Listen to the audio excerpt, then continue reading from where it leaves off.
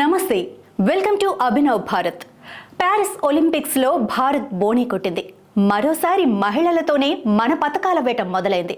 10 మీటర్ల air pistol విభాగంలో మను బాకర్ కాంస్య పతకం సాధించింది. దీంతో భారత్ నుంచి ఒలింపిక్స్లో పతకం సాధించిన తొలి మహిళా షూటర్గా ఆమె చరిత్రకెక్కింది. ఈరోజు జరిగే ఈవెంట్లో భారత్ మరో 3 పతకాలు లక్ష్యంగా బరిలోకి దిగుతోంది.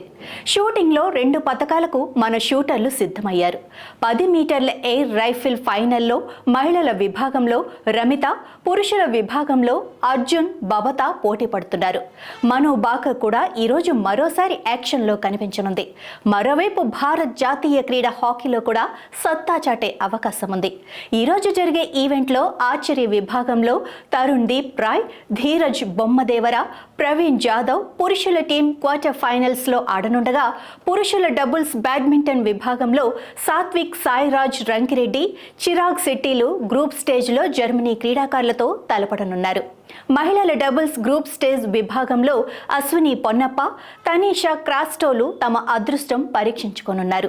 పురుషుల సింగిల్స్ గ్రూప్ స్టేజ్ విభాగంలో బెల్జియం క్రీడాకారుడు లక్ష్య సేన్, జూలియన్ క్యారేజీతే ఆడనుండగా, 10 మీటర్ల ఎయిర్ పిస్టల్ మిక్స్డ్ టీం అర్హత సాధించడానికి మను బాకర్, సరబ్జోత్ సింగ్, రిథమ్ సాంగ్వాన్, అర్జున్ సింగ్ చీమా పాల్గొనున్నారు.